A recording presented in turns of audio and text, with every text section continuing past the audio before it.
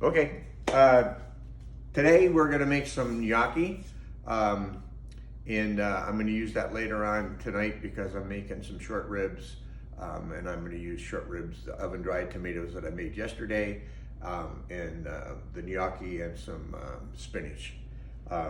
So for the gnocchi, we need, for one batch, this is what I usually make, it's 2 baked potatoes, and I always, well, I shouldn't say always. What I never do is I never wrap my potatoes with aluminum foil because that makes them really moist. Oops, I'm gonna do this. It makes them moist inside instead of dry. And then the other thing is for these, we want to rice these potatoes.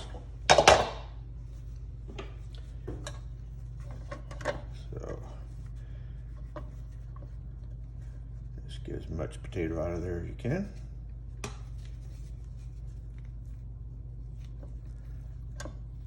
It's pretty quick. Does everybody know what a potato ricer is? I don't know. Everybody know what a potato ricer is? If I'm trying to figure out how you would do this without a ricer. It certainly makes it a lot easier this way because the potatoes are going to come out really smooth, and you won't have any lumps. You know, it's a great way for mashed potatoes too. If you were to do it with a mixer, I suppose you could do it like you were making a mashed potato, but they could get kind of starchy. So would it work to use a grater if they had to? Yeah, I suppose you could. But a potato ricer is a handy thing to have for sure.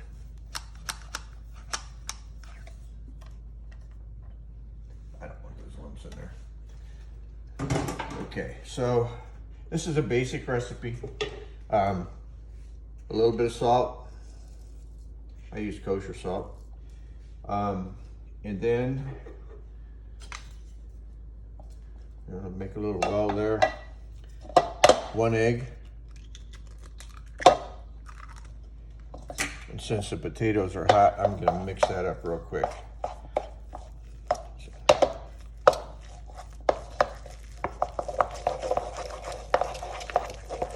Okay, and then roughly a cup of flour. So I don't like to pour all the flour in there at one time. It's a little easier. It's this pretty stiff dough. And the gnocchi cooks pretty quickly. You put them in some boiling water, and okay. And when they float to the top, let them cook for another minute or so, and they'll be done. So basically, I'm making a dough here.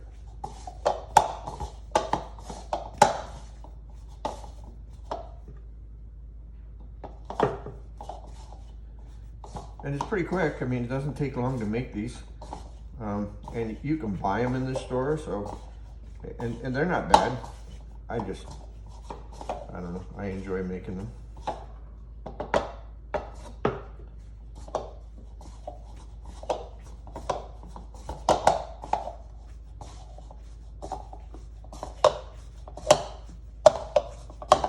And a little more, a little less, a little more would be make them too tough, but if you use less flour, they'll still work. They'll just be a little bit lighter. And so I think I'm going to use probably a little less than a cup. We'll see here in a second.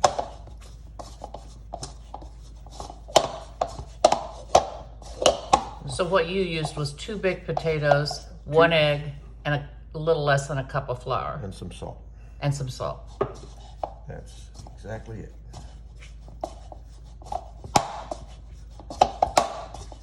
And this isn't going to make a lot. I mean, this is probably enough, depending on what you're doing with it, for, I don't know, 3 or 4 people maybe. So you're looking for a nice soft dough. That's about what we're looking for. So I had a little bit less than a cup. Now we're going to take it over to the flour board.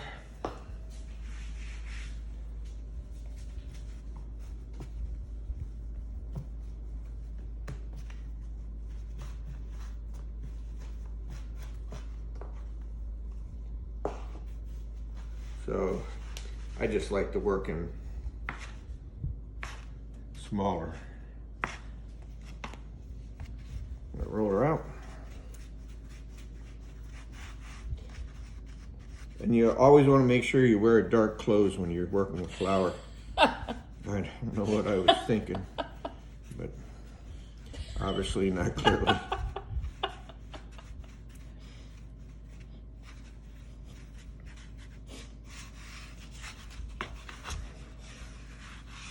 So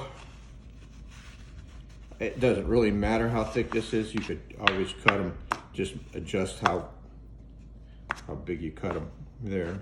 I always try to make them uniform, as in everything I do. And the reason you want to keep things like this uniform, because they're gonna cook evenly that way. Now, you can do them just like that. You can also use one of these little buggers here, and you get little grooves in them. And they're a little bit fancier. The grooves hold the sauce. I guess I can do some of them like that. They just look a little bit fancier.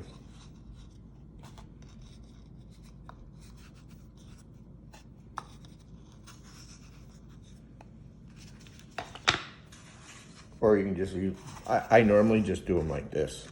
So, however you want to do them, if you happen, yeah, you can use the back of a fork to do that also. So, you don't have to have one of those little boards.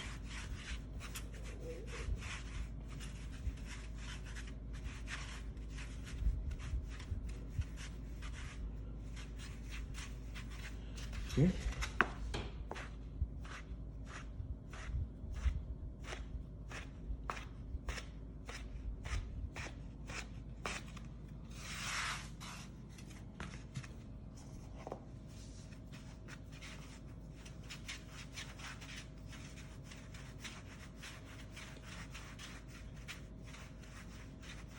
Actually, what I'm gonna do, I've got some water boiling on the stove over there.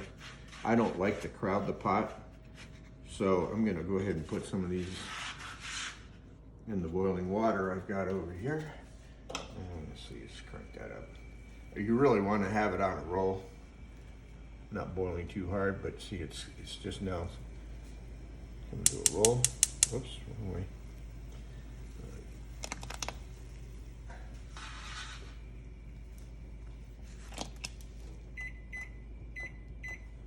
Thank you.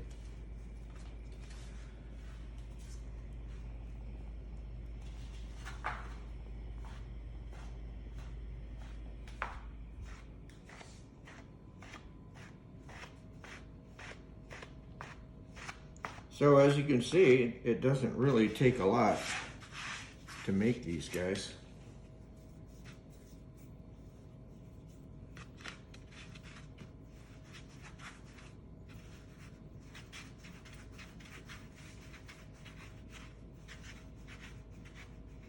And it's certainly worth the effort because these are really good.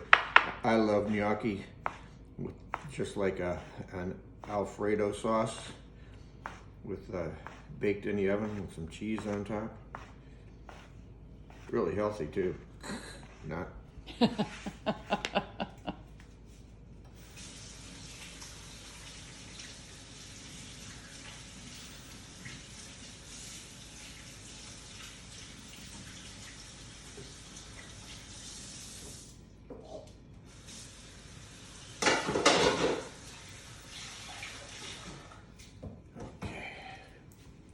Now, see how they floated to the top over here?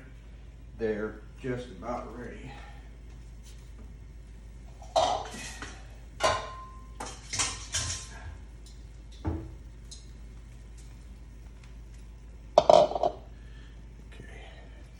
And I like to cool them down quickly so they stop cooking.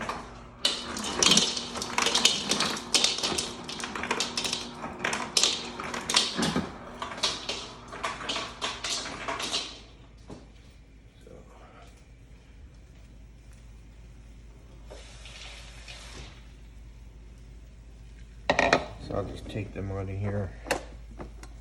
Don't look in my drawer.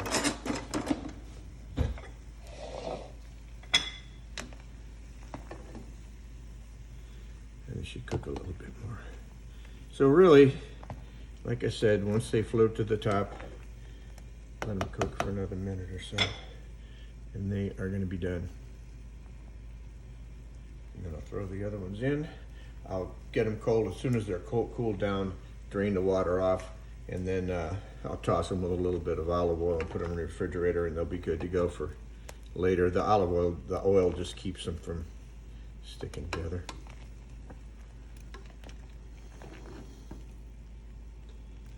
So just a little bit of olive oil. Oh yeah, just a touch. Okay.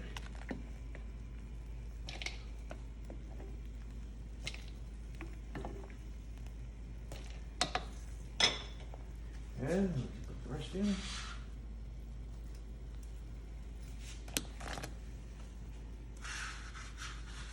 Get you? A little bit.